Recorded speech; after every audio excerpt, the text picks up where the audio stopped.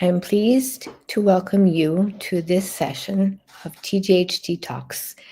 On behalf of the Toby Center for Jewish Life and Learning, the Polin Museum of the History of Polish Jews, and the GEOP program, the Global Educational Outreach Program.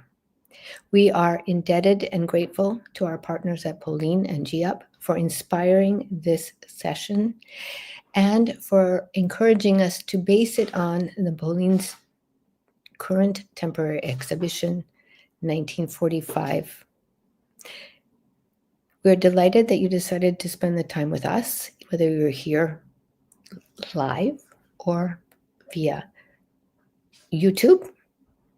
And I would now like to warmly welcome our guest scholars, Dr. Kamil Kijek, Dr. Frankee Lyons, Dr. Krzysztof Persak, and Dr.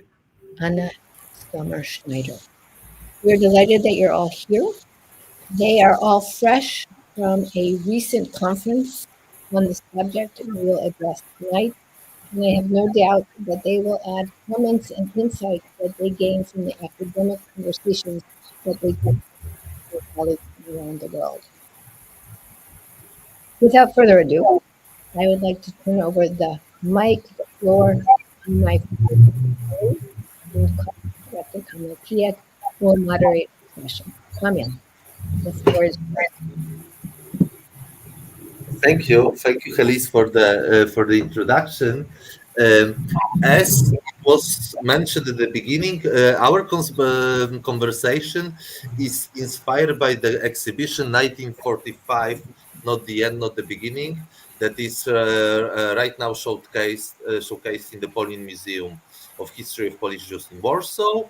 You have opportunity to see the exhibition until the 15th of September.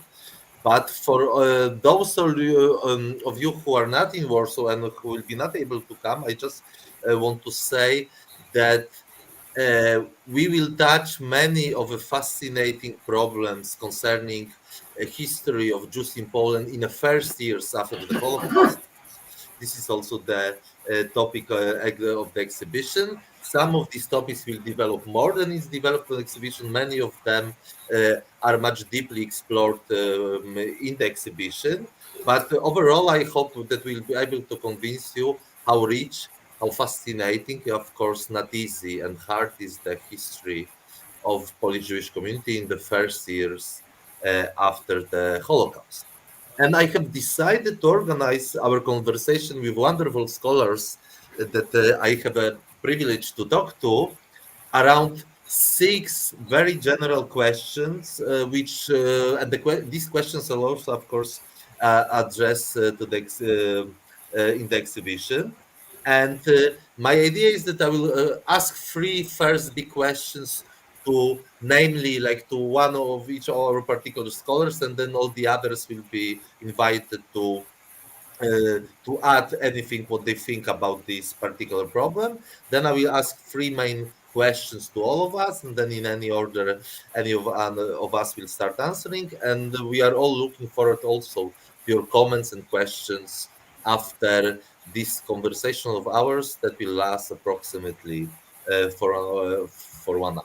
So my first question goes to Krzysztof Persak, and it's a long and complicated question and problem, so I will read it. Our exhibition starts with a short introductory part that we call the void, and then with the second part that we call the returns. And in this part of the exhibition, we show the material and human destruction. We show the fact that 90% of almost 3.5 million of Polish Jews were killed during the Holocaust. What emerges in 1945 is a landscape of human and material catastrophe. Moonlight destruction of Warsaw Ghetto, that before the war was inhabited by more than 300,000 people, and it was a Jewish neighborhood of Warsaw. We have a shells of synagogue, destroyed cemeteries all over Poland, former shtetls without Jews. In this part of the exhibition, we show how between 30 to maybe 50,000 Polish Jews who survived the war in occupied Poland and around 100,000 who survived in concentration camps in German territory and other parts of Europe return to this landscape of ultimate and almost full destruction. We show their pain, sorrow, psychological hardship of this freedom that hardly could be a real freedom. We show that often they met with enmity and physical violence from their former neighbors. And as the title of our exhibition suggests, it, all this did not start in 1945, and this tragic context was not only created by the Second World War and the Holocaust, but also in the decades preceding this tragic period. All this had its also wider political and social context, connected to the fact that Poland, that was emerging in 1945, was a new state. It was different than its pre-war predecessor, and it was functioning in a very different context.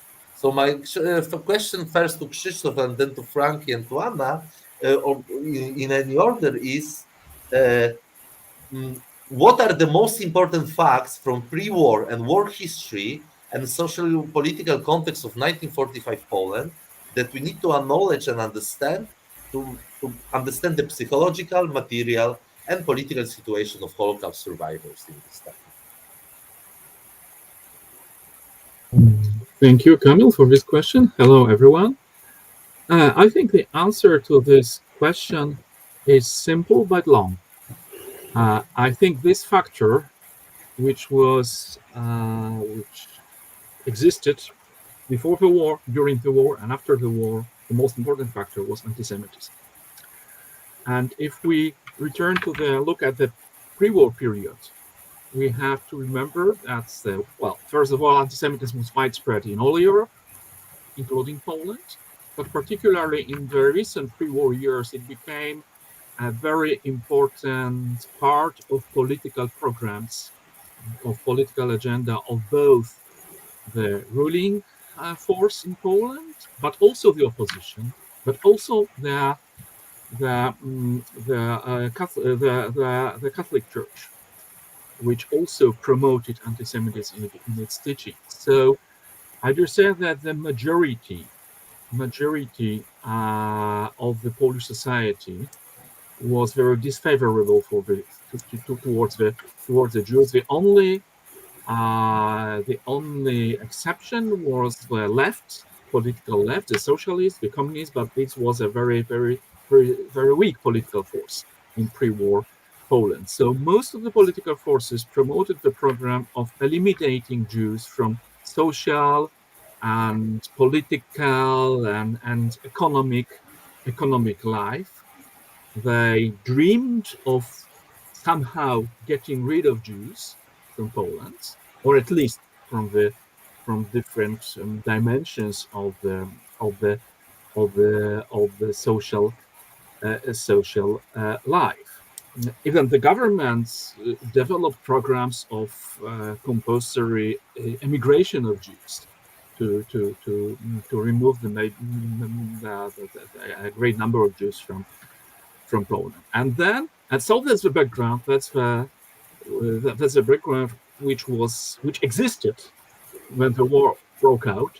And then the Germans came. The Germans invade with their persecution of Jews, with their confiscation of Jewish property, with ghettoization, and later the physical destruction. So I think that we can say that this kind of persecution of Jews and the anti-Jewish propaganda which the Germans developed and promoted was a kind of, I don't know if it's a proper English language term, but social pedagogy towards the occupied Polish, Polish part of the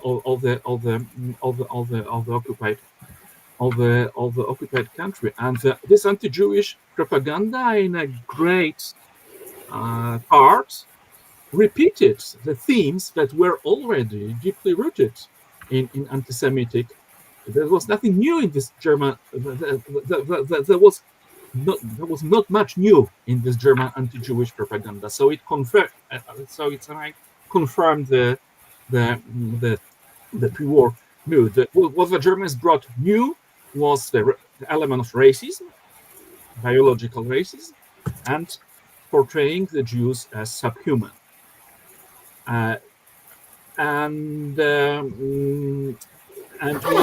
the ghettoization and then physical destruction of Jews started, it can be also perceived in terms of some kind of social engineering, that the Jews were indeed removed from the society. So all these dreams of the pre-war anti-Jewish political forces and a great part of ordinary Poles were fulfilled by the Germans' policy of persecution of Jews. And what we have, what we can see in the sources, what people say, what people think about the attitudes, they were doubled. First of all, people were terrified with the German crimes against the Jews, with German cruelty.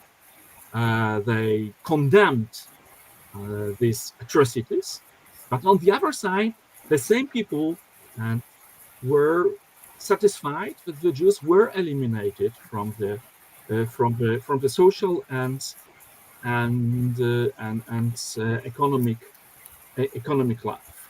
So that's the mood, and that's the background that the war prepared for the post-war situation. And let me here cite a very short quote, but very significant. It's a quote from the analytical documents, which was drafted by an official of the Polish clandestine underground administration in occupied Poland, Roman Knoll, who was not anti-Semite.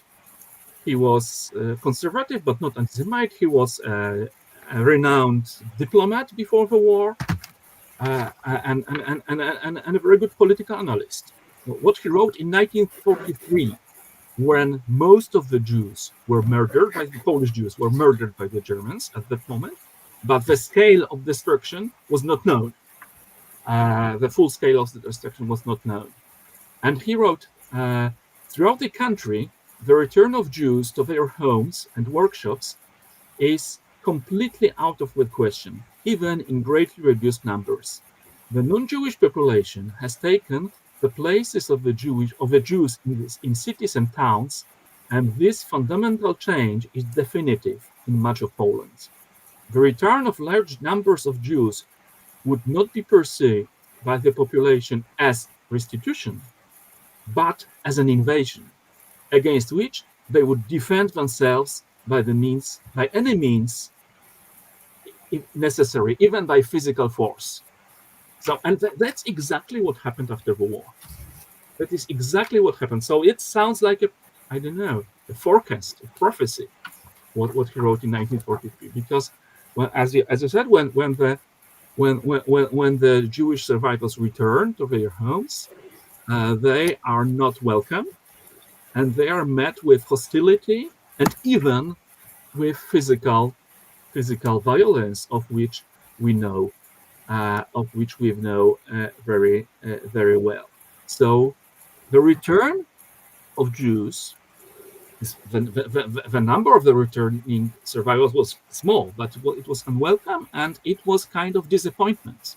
And it was a problem. The problem because of the property that was taken over by the local population, not only Poles, but also Ukrainians, Belarusians, everyone, in fact, and also in other countries. So, because it's not only the Polish phenomenon that we are talking about it at the moment. So there was a problem of returning the property, but there was a problem also of being brought to justice, of being taken responsible for crimes committed against Jews during the German occupation. In the year 2007, a very hotly discussed book by Jan Tomasz Gross, Fear, appeared in Poland and in English language as well. And he asked this was a book which was dedicated to the theme of post-war violence against the Jews. And he asked the question and tried to answer why there was suddenly the violence against Jews after the Holocaust. How can we understand that? And I think the research which was made in Poland later, after this book was published, only this research could give the real and adequate number. It was not a new phenomenon, this violence against Jews. The violence against Jews in which some members of local population took part was the scale of this violence was much bigger during the German occupation. Many people robbed Jews, those Jews who were trying to seek rescue among the Christians, robbed Jews, even killed them. And the Polish historians are arguing how many Jews were killed during the war with the participation of the local population, whether it was thousands, dozens of thousands, or even hundreds of thousands. It's a matter of contradiction, but the numbers of people, of Jews that were killed during the war were many times higher than after the war. So we are not, it was not a new phenomenon, it was rather an end of the wave of violence against the Jews, which, with the participation of the local population, which originated during the war. And this had its consequences. It was not the problem only of the return of Jews, meant not only the problem of the necessity to return the property, but also to be held responsible for the crimes committed during the war. So it was also kind of a danger to the perpetrators, who were quite numerous. So these are the factors, and there was another factor which is connected only with the post-war period. It was the seizing of power by the communists and the Soviet domination over Poland, which confirmed the deeply rooted stereotype of Judeo-communism. So the new communist power was perceived as Jewish power, and this also made the hostility toward Jews stronger. So I think these are that's a complex of these factors that was very, very important for the situation of Jewish survivors after the war. Thank you, Krzysztof, really for this splendid and so concise, like overall analysis of the situation. And before I will ask Frankee, Anna, their questions, or if they want to add something to that, I want to say that the main Jewish answer towards everything what Krzysztof described is the fact that 200,000 out of more or less 300,000 of Polish Jews that found themselves in Poland in first year after the Holocaust left Poland. Nevertheless, even the biggest surprise, and we'll speak about the reasons of this second part, is that 100,000 stayed, mostly not being communist. And we will talk in our next part of the conversation. Also, we'll talk why these people, at least for some time, decided to stay. Frankee, Anna, before I will ask your questions on other aspects, do you want to add anything what Krzysztof said? Yes, just briefly, I think it's important to make a note that for centuries, the othering, right, of the Jews was prevalent in Polish history, but I feel that immediate pre-World War II years really amplified the notion of Jewish strangeness. Right? In other words, the notion that the Jews were strangers living on Polish soil became incredibly strong, and it exerted tremendous impact on Polish-Jewish relations. And of course, we all know what were the consequences. They were absolutely brutal during the Holocaust, but also after the war, as the majority of Polish society didn't really identify with Jewish suffering. And after the war, it greatly contributed to the rejection of the Jews as part of the Polish society. So I feel this pre-war divide between us, namely Jews, them, the Poles, and vice versa, was probably deeper than ever before.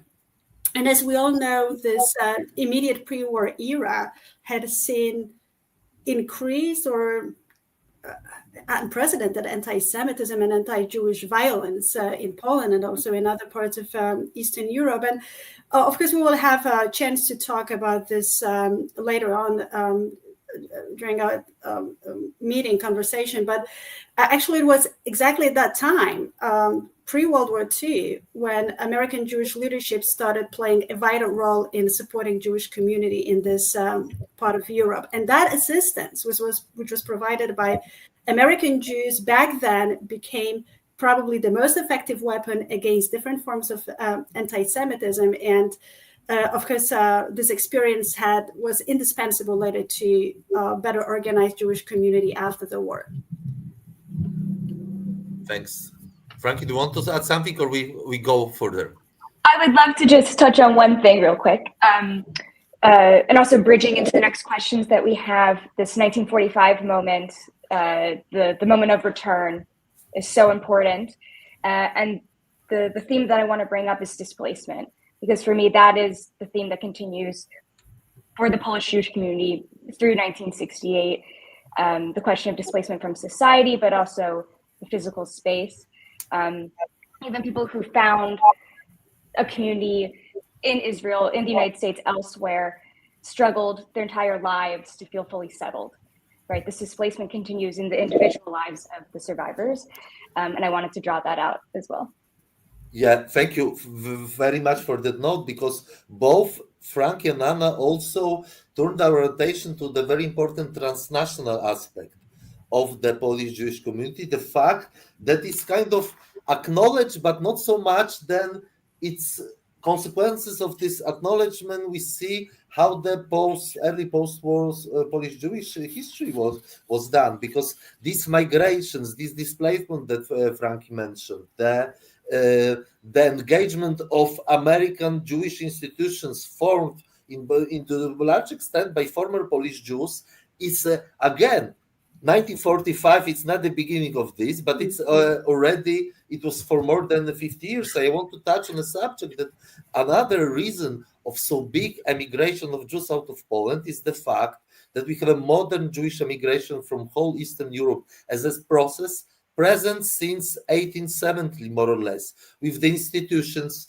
family patterns, connections, and etc. We have Ari Tartakower, very important Polish Jewish sociologist, in Poland in 1930s, writing that maybe between 500,000 and 1 million of Polish Jews were ready to go in 1930s, just before the war. If they just could go, they would allow to go. So this brings us, and this is one another is very important aspect, all this transnational kind of dimension, to understanding of stances and of situation of Polish Jews just after the Holocaust. And it brings me to the second question that I wanted to ask Anna Sommer Schneider, that Polish Jewry is a transnational Jewish community, that it was always connected to the whole, to the totality of the Jewish world. And to add to that, in 1945, most of Polish Jews who were born in Poland or who had Polish Jewish cultural traits or identified in any way with Polish Jewry lived or were outside Poland, in the United States, Palestine, Western Europe, or in Soviet Union, where around 200,000 Polish Jews had survived the Holocaust. And again, as the title of our exhibition suggests, before 1949, Polish Jewish community had a very strong ties with the Jewish world, the transnational Jewish institutions, and private connections to friends and families, members living abroad.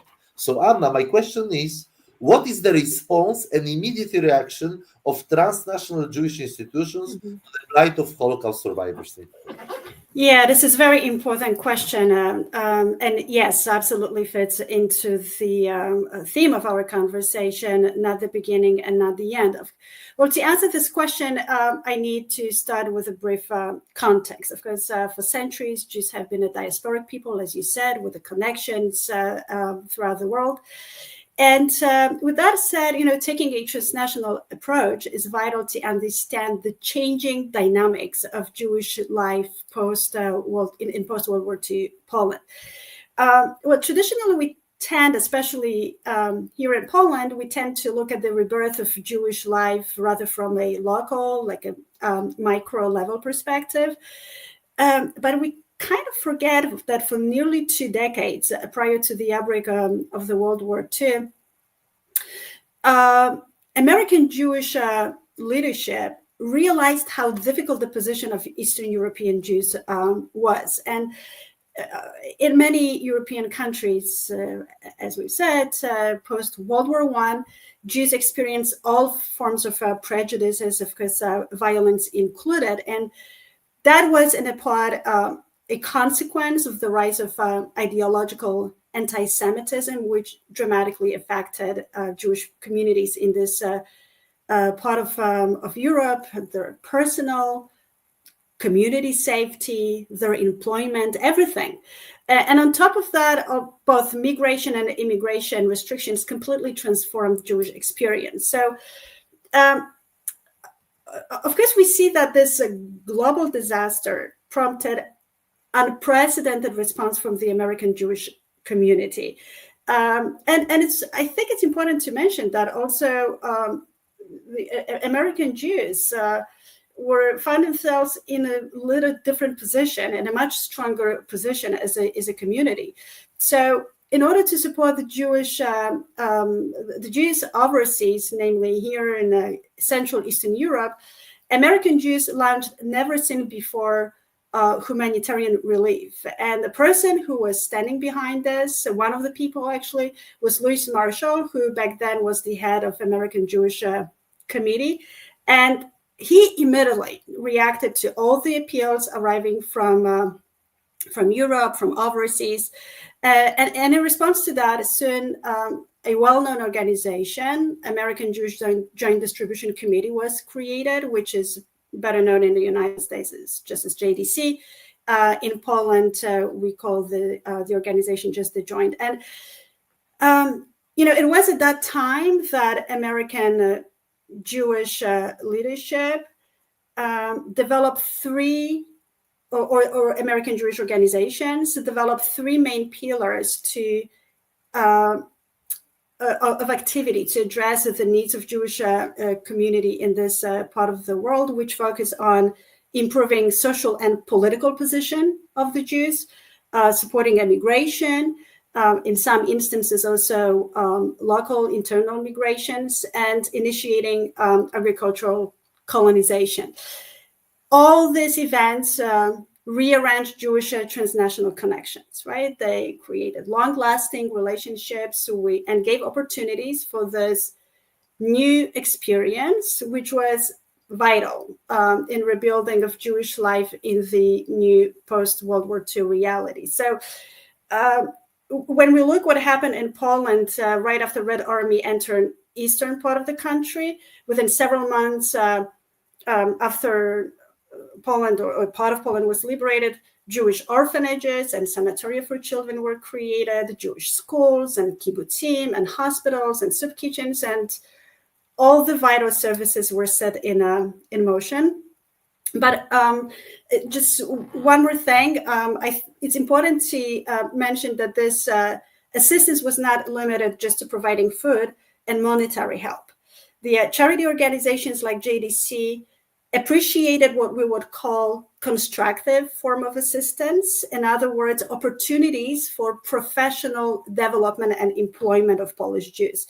This included vocational training, programs or schools, which along with special banks, special loan banks, allowed survivors to create self-employment. And the support for the Jewish craftspeople helped not only to develop the workplaces, but also to renew, and I think it's really important, to renew Jewish morale and amplified psychological recovery. So this form of assistance also allowed to fight anti-Semitism in different forms.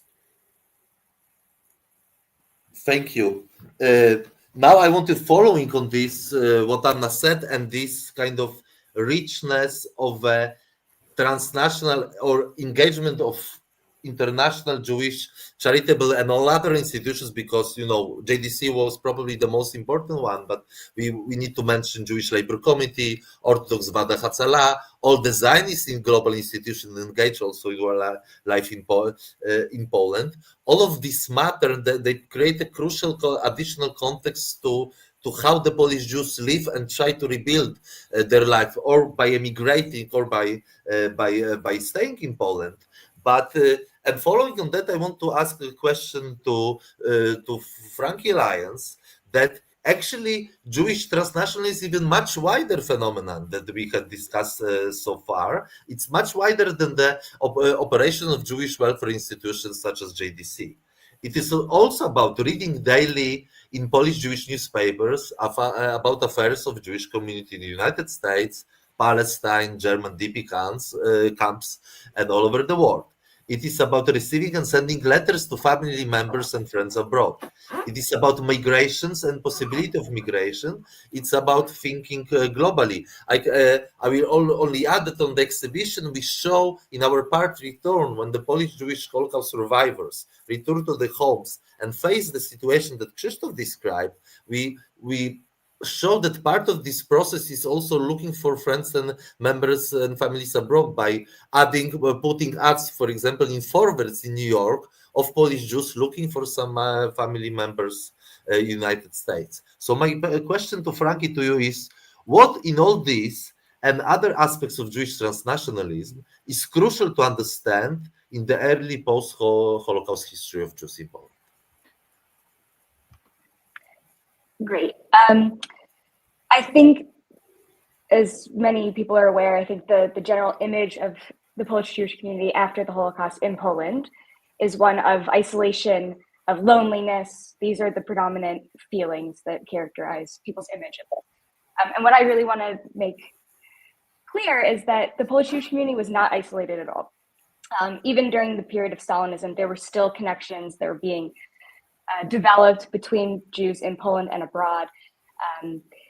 And I'm a scholar of Polish Jewish life in Poland from 1956 to the early 60s, but I think some of what I touch on also applies to the earlier period, the first decade after the Holocaust.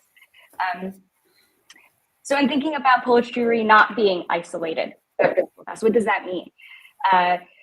Exactly, there were newspapers that were talking about Jewish life in other countries, and even this idea of like a Polish Jewish diaspora in other countries that continued speaking Yiddish, but also Polish, and building that culture abroad. So for example, in the late 1950s in Israel, there were several Polish language newspapers that were appealing to not only recent immigrants or Olim to Israel, but to earlier generations of immigrants that still wanted to continue that connection to Polish Jewish culture in particular. And what these newspapers show is a deep connection to not only the nostalgia for the lost Polish Jewish community, but an interest in developing cultural institutions in Poland in the 50s through funding, but also sharing reviews of Yiddish plays that are going on in Poland, for example. And also people in these newspapers were talking about wanting to maybe return to Poland for a vacation, and being quite enthusiastic about that. So that's one example, but also letter writing was probably the main form of connection that maintained Jewish networks abroad from Poland to other countries. And also in thinking about these negative emotions of loneliness and isolation, these connections, these transnational connections, created feelings of closeness between people, between friends and family, but they could also enhance the feelings of loneliness, right? So, for example, there's a great collection of letters sent between a young woman who survived the Holocaust in Poland in hiding with a Catholic family, to her sister who left for Israel, letters to my sister. And through the 50s, she's writing to her sister in Israel, and she's talking about the experiences that she's having as a young Jewish woman in Poland, and feeling herself to be quite Polish, but also still feeling that connection to Poland, to her Jewishness. And in 1959, she writes to her sister in Israel, "You may not understand it, but I'm very attached to Poland. Don't get me wrong. Of course, my nature will always be yours. I will always be Jewish. And I always stand up for our good name as Jews. I don't let anyone hurt us. I love Poland, but increasingly, I love Poles less." And so her letters in this period are really emphasizing this struggle she's going through to maintain her feeling of belonging in Poland. And in writing these letters to her sister, she's thinking more and more about living somewhere else. She's thinking more about the reality of what that could look like. And even though her sister is saying things are very difficult here, right? Learning Hebrew is very difficult. The climate is hot. There's a war going on. She, through these letter exchanges, starts to see it as more and more of a possibility. So even for someone who in 1959 is saying, "I feel very Polish," these transnational connections open up a whole world for her. And I think that is one of the most important things. Also, sending packages, Jewish family and friends would send packages back to Poland all the time. And these are really important. I also think thinking about Jewish transnationalism also raises questions of other forms of migration and their patterns. So return migration, so repatriation from the Soviet Union in the late 50s, but also thinking about other events. So for example, the Sociocultural Association of Jews in the 50s regularly would bring Jewish musicians from other countries to come and play klezmer music or perform Yiddish sketches for local Jewish organizations. And that also led to connections that were built between people on the ground. And of course, also like border crossings, clandestine border crossings, still continuing through the 50s. And people are going back and forth over the border, smuggling goods and sometimes people. So overall, I just want to emphasize that these feelings of rootedness or the desire to emigrate are shaped by these connections. And it's not always positive or negative, but it comes to be the defining thing, I think, for Polish Jewish identity is this transnationalness, this connection to other people abroad that allows Polish Jewishness to continue. It funds it. Like these international institutions are creating the infrastructure for this cultural life. And I think it's exactly that diasporic connection that becomes the center of this life in the 50s. Thank you very much for this note, especially considering my next question for this dimensional ambivalence between rootedness and living, because what you have actually said suggests that, you know, what eventually happened between 1945 and 1989 and all subsequent waves of emigration of Jews out of Poland, they were not decided and written right, like they were not sure and certain from the very beginning. That's also what we try to suggest in the exhibition. 1945, not the end in the beginning. And this ambivalence, I think it's a very important kind of issue or problem that we need to tackle in our conversation. And again, connecting to what Anna said is the issue of joint and constructive work, that joint was both supporting emigration and engaged in a constructive work in Poland, which of course also was kind of a political decision, because then different streams of Polish Jews had a very different conception of what this constructive work is. Is it to build socialism and stay in Poland for long, or reconstruct or kind of heal themselves physically and mentally and prepare themselves to the organized aliyah and emigration to Yishuv, to Palestine, and eventually to state of Israel, whether to stay, whether to go. And this brings me to probably the largest and the hardest of the questions that I could ask us. during our conversation, and very much want all of you to have to give your take, your kind of understanding of your own answer to this very complex question. And the question is about one of the biggest discussion that we had, myself and Anna Bikont, co-author of the historical concept of the exhibition, and around 50 historical consultants all over the world, including Krzysztof, is whether the fate and subsequent demise and almost total fading of Polish Jewish community in subsequent decades following 1945 was already sealed, created by the iron logic of Holocaust aftermath, Cold War, anti-Semitism, deeply rooted in Polish culture and political landscape, or whether it was not. Because also we had the remarkable reconstruction of Polish Jewish life that actually took place in Poland after 1945, and even after a terrible Kielce pogrom that we also show very strongly in our exhibition, and flight from Poland of around 200,000 Polish Jews between the years 1944 and 46. There was, at the same time, there was created a chance from long-term existence and visible national pluralistic Polish Jewish community in post-Holocaust Poland that was vivid, and it was present there in the first years after the Holocaust.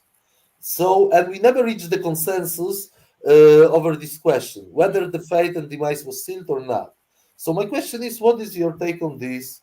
Was the almost total demise of Jewish life in Poland in the subsequent decades after the Holocaust was inevitable? Anyone can start, of course.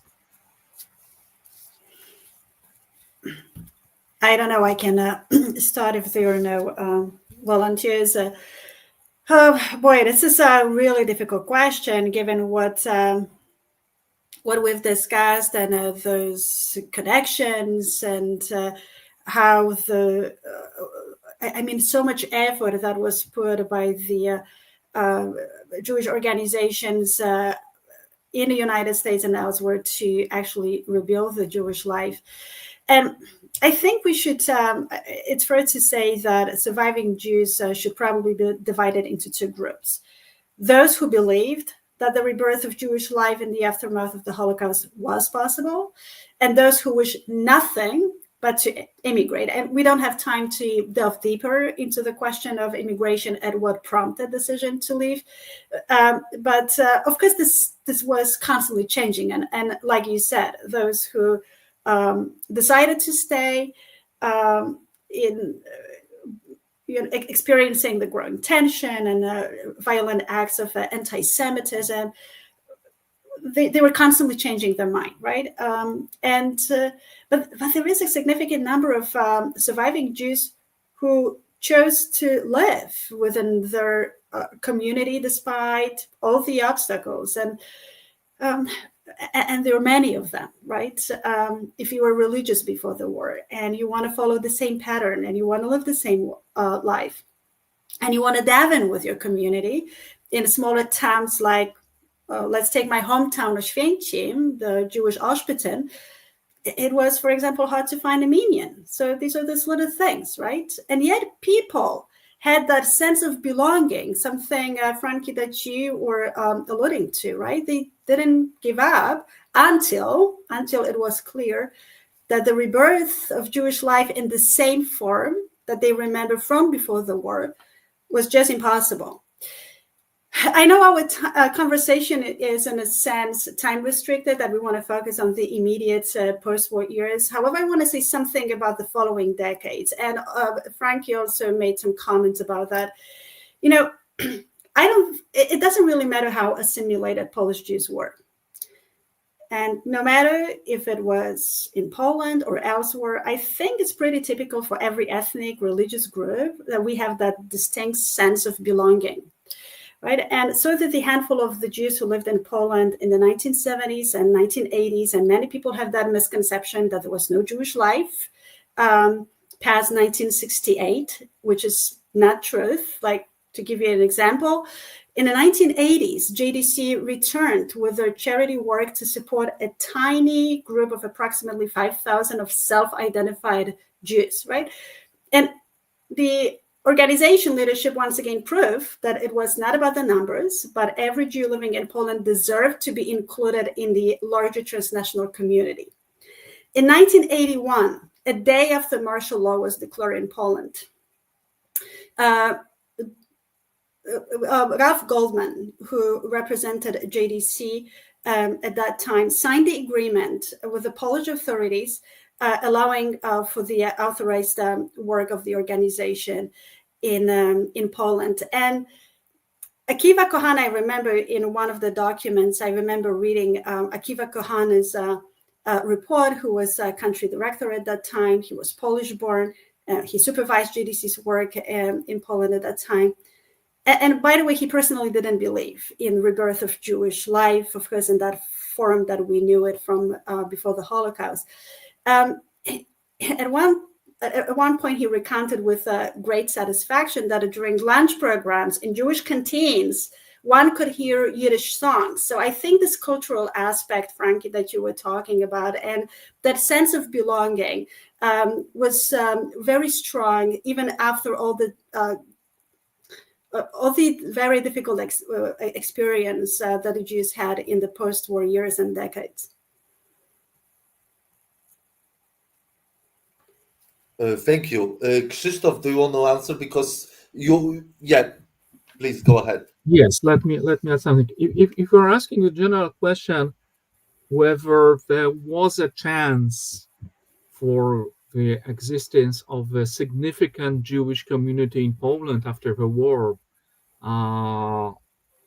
in spite of the Kielce pogrom, in spite of the wave of panic immigration after the Kielce pogrom, of course, it is very difficult to answer what would happen if something happened. But I think we should also take into account the political factors.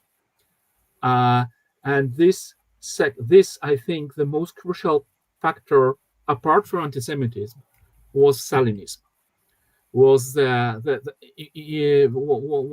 imposition of the Stalinist model from the Soviet Union in 1940? Well, started in 1948, but it became visible what is going to happen already in 1949. That the freedom of social life is being curbed. That there will be no freedom of speech, there will be no freedom of artistic expression, and so on and so on and so on. So, and I think this was a very important factor because the pluralistic Jewish life was liquidated, and I think the facts say for themselves. When the emigration from Poland became possible again in the fall 1949. I can't remember exact number, but I think 30 Jews emigrated when it became possible. But there was also a significant number who are not allowed to emigrate, but they wanted to. So I think this 30,000, yes, 28 exactly thousand. 49. Yes, so I think these facts testify to my argument that creating a big community of Jewish community in Poland was not possible. First, because of anti-Semitism, and secondly, because of the political circumstances, political environment in which people didn't simply want to live. And the Jews, in contrast to the other Polish citizens, were given this opportunity to emigrate.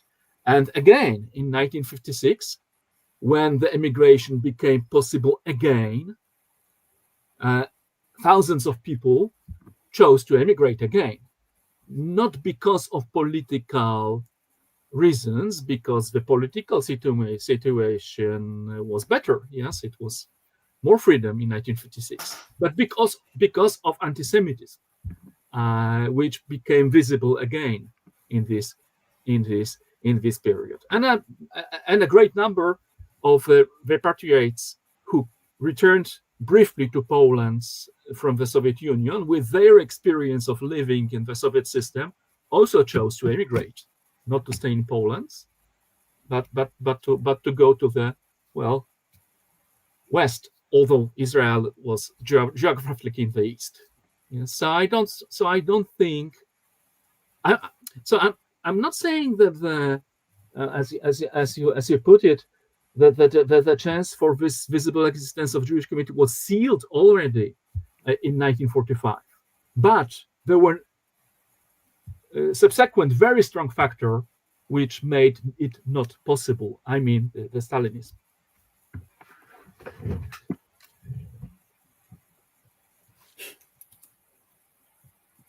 Your mic is off. We can't hear you. Yeah, say again. I just wanted to say that I hate to agree, meaning that I thought that maybe we'll have some disagreements among all of us, but until now I'm agreeing with everything what all of you are saying. Before I will, because I want to add something to Krzysztof said, but Frankie, please go ahead. Because you can address a lot of things, also the 56 emigration that you are actually expert on. Let me just add just one sentence. These two waves of immigration, 1949-50 and 56-77, were voluntary emigrations, as opposed to 1968. Yes, that's also important. Yes. I will be very quick. I think this is an impossible question to answer, but my instinct is to say the question of is it possible matters less than some people thought in moments that it was possible. There were Jewish people on the ground trying to build a pluralistic Jewish life at moments, including 1956. And yeah, it didn't last. It didn't last. Perhaps it was inevitable, but I think from their perspective, it wasn't. And I think that's really remarkable when we think about how people adapt, the way that they feel they can belong, and what belonging means to them in a society that is often quite hostile. And so that would be what I would leave with. Kamil, if I may, as the chair, let me let you, I don't want to stop this conversation. My notes are overflowing my little piece of paper. I'm taking them with a pen, as per the sort of era I still live in. But if you would bring this sort of to a close for the moment, we have a couple of questions. We have many questions, but from our audience. But then I will sort of pull us together, because from what I see, and audience, I hope you agree, and friends here, this conversation has to continue. We've only opened this subject, and for someone like myself who comes into the story in 88, 89, in the early 90s, my questions would be, as we move this conversation forward together and with other scholars, how does that impact what kind of Jewish life there is now in Poland? So, Kamil, if you would sort of pull us together, I would be grateful. Okay, like answering your question, we would need to have a different conversation that would address some of the things that Frankie, Krzysztof, and Anna mentioned, because we concentrated on 40s, we went a little bit until the middle of 1950s, 1957, and Krzysztof mentioned very important fact of March 1968. Now to understand the situation of Polish Jewry in 89 and this so-called rebirth, and was it a rebirth, and whether there were really some Jewish Jews still in Poland, or they were just people of some Jewish ancestry who were only going back to the roots and they were forgotten. We would really need to discuss the very complicated political and social history, also with its transnational dimension, between 45 and 89. So I guess it is for a very different conversation, but I think what is important in answer to your question, it's this kind of our negation as a historians, and I think all three of us agree on it, of this notion of inevitability. That, that that actually nobody could foresee March 68. Like nobody could foresee from 1956, 57, or exactly foreseen from one side end of the Stalin's liberation of the political system, but the price that was paid for that is the outburst of the anti-Semitism, like street level anti-Semitism that kind of came up to the shore with the political liberalization. And the thing is that things seem to us inevitable only after they will happen.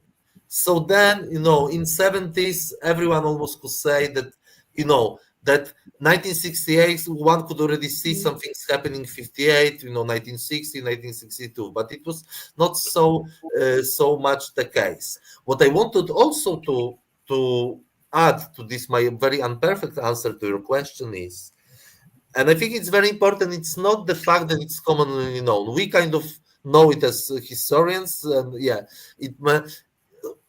hubris of historian now you can hear, but I think it's very important to underline that until this very big wave of so-called Gomułka Aliyah, or departure of Poland between 1956 and 1960, with the biggest number in 1957, until that time, most of Polish Jews who lived in Poland had Jewish names and surnames and open Jewish identity. Now we forget about them, that it was a situation until 57. Now the situation was different after they departed, because who usually stayed? People much more connected to Poland, with this much bigger rootedness that Anna, Krzysztof, and Frankee mentioned, or people very deeply engaged in the communist project. They are kicked out in 68, both of the representatives of the groups. So only then we have a very much different Jewish community, and ancestors of Jewish community, or these last Jews, kind of faced the fall of the communism in 1989 and the revival. So what I want to say, that our story is very complex, and we have a lot of fascinating material to speak. You have to speak on the TJH, the talks in next conversations to come. Up this conversation. I think that all of you, and I really want, for sure, Anna, Krzysztof, and Frankee and Kamil for moderating this kind of introduction for our audience of an epoch that very few of us are aware of, and certainly the complexity which you alluded to in the short time that we have really brings to the fore how complex this history is, and how much we have yet to learn and to understand better whether we are assessing or evaluating, the present. So first of all, thank all of you. We're deeply indebted to our partners at Polin and GEOP for inspiring this conversation, and to those who put together this phenomenal temporary exhibit, which, as Kamil alluded to, if you can't see it, we hope we'll be able to bring it to you, because it starts giving you the background, as I hope TJHD Talks will continue with all of you and others, as we really begin to build out from 1945 and what it might have meant, or what it does mean, or what could mean to be a Polish Jew or a Jew living in Poland. I want to leave you with two questions. One from N. Tannen, and this is not for now, but for thinking for later. After the war, my aunt and uncle held very high positions in the Polish government. They were Jewish communists. Was this exceptional or common? So make note of this for the next conversation. And the Inspire and our senior historian, Professor Antoni Polański, for whom we're indebted for this episode, but also he's on our board of TJHD Talks. To what extent had the Zionists established a dominant position with the reestablished Jewish community in post-war Poland? So I want to leave you with these questions. I know that you have more. Thank you very much for sharing your expertise, for inspiring and maybe igniting conversations. We want you all in the audience to want to learn more and to engage more. And we invite you to do so, not only with TJHT talks, but come visit us in Poland, come meet some of these extraordinary scholars or meet them in their current home countries. And I want to thank again the Polin Museum, of course, and GIAP and the Toby Center for Jewish Life and Learning and the team here, Jakub Wyszak and Kaya Zizek. And I want to invite all of you who are finding our sessions provocative, insightful, and interesting and curious, building curiosity to help support these programs. They are definitely dependent on your support, your registrations, and certainly your contributions. We will continue to explore these issues, and I'm very grateful to all of you because these issues are complex. They are not black and white, and the nuances of gray are important for all of us to begin to identify and certainly delve into. So from the Toby Center for Jewish Life and Learning, Polin Museum, and GIAP, thank you. And we look forward to seeing you on our next Toby TJ's talk session. From Poland, good dobranoc from Poland. Good night for those of you from other parts of the world. Good morning and good afternoon. And we look forward to the next session. Thank you. Thank you very much. Thank you.